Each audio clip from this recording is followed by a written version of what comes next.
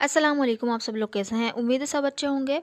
इस तरह के सेंटेंसेस हम डेली यूज़ में अक्सर बोलते हैं, जैसे कि मैं कोई कसर नहीं छोड़ूंगी, या वो उसे बदनाम करने में कोई कसर नहीं छोड़ता। यानी कोई काम करने में कोई इतना सा भी पॉइंट नहीं छोड़ना कि जिसकी वजह से वो ख़राब रह जाए या उसमें कोई कमी रह जाए। इस तरह का मीनिंग निकलता है इसका। सबसे पहले मैं आपको ये बताती चलूँ कि spoken English PDF structure book बिल्कुल तैयार हो चुकी है। अगर आपको बाय करनी है तो इस नंबर पर व्हाट्सएप कर सकते हैं। So let's begin.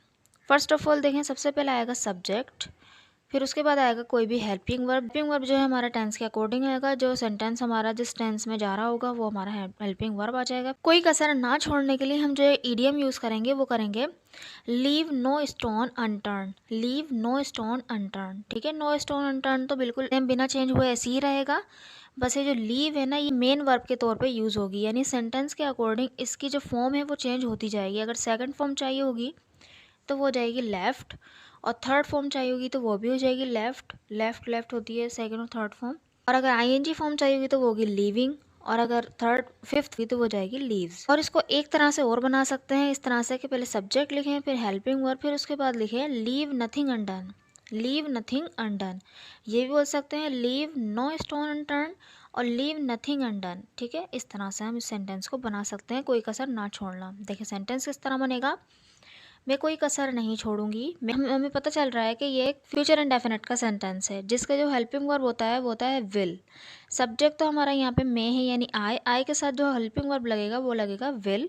और लीव क्योंकि फर्स्ट फॉर्म ही चाहिए होती है विल के बाद, तो लीव एज ए लीव ही रहेगी। तो देखिए किस तरह से बनेगा। I will leave no stone unturned. I will leave no stone unturned. और सेकंड मेथड से हम इसको इस तरह से बनाएंगे, I will leave nothing undone.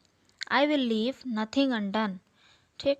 Next sentence is उसने कोई कसर नहीं छोड़ी। उसने कोई कसर नहीं छोड़ी, यह है पास्ट इंडेफिनिट का टेंस, ठीक है।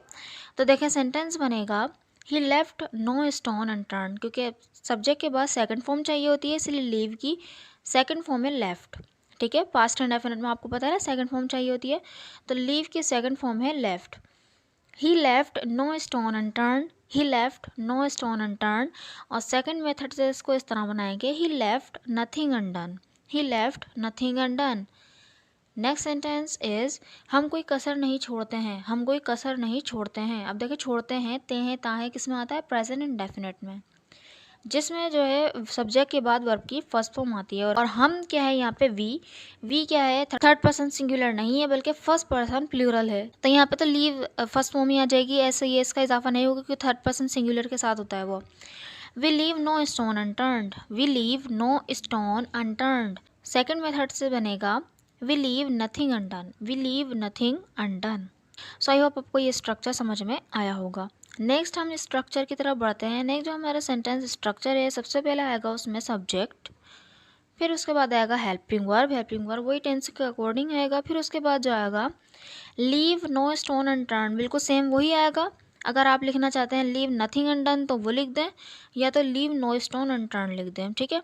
फिर उसके बाद जो आएगा ना, यानी कोई एक्शन दिखा रहे होंगे कि उसने बदनाम करने में कोई कसर नहीं छोड़ी, तो उसके लिए हम टू लगा के वर्ब की फर्स्ट फॉर्म यानी इन्फिनेटिव लगाएंगे, फिर उसके बाद ऑब्जेक्ट लगाएंगे, ठीक है। So let's see with the help of sentences. First sentence is उसने मुझे नीचे दिखाने के लिए कोई कसर नहीं छोड़ी। उसने मुझे नीचे दिखाने के लिए कोई कसर नहीं छोड़ी। देखिए यहाँ पे छोटी है, बड़ी है, और अलिफ जिसमें आता है वो होता है पास्ट इंडेफिनिट का टेंस।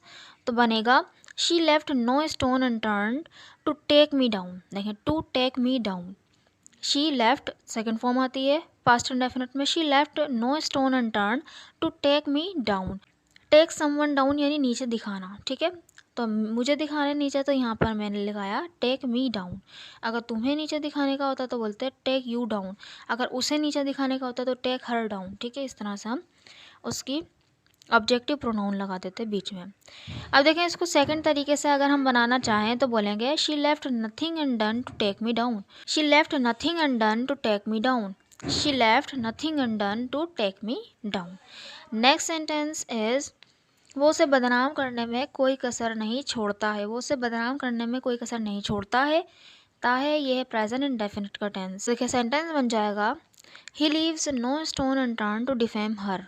उसे, ठीक है, वो उसे बदनाम करने में कोई कसर नहीं छोड़ता। He leaves no stone unturn, या कि प्रेजेंट इंडेफिनिट में, क्योंकि थर्ड पर्सन सिंगुलर के साथ वर्ब में एस या एस का इजाफा कर देते हैं, लीव में एस का इजाफा होगा तो यहाँ पे एस का इजाफा कर दिया। He leaves no stone unturn, वो कोई कसर नहीं छोड़ता है क्या करने में, टू डिफेम हर, उसको बदनाम करने में। सेकंड मेथड से हम इसको इस तरह से बना देंगे, he leaves nothing undone to defame her. He leaves nothing undone to defame her. Next sentence, मैं इंग्लिश बोलने में कोई कसर नहीं छोड़ूंगी, मैं इंग्लिश बोलने में कोई कसर नहीं छोड़ूंगी। तो फ्यूचर इंडेफिनिट का टेंस है, तो विल आएगा तो बोलेंगे I will leave no stone unturn to speak English.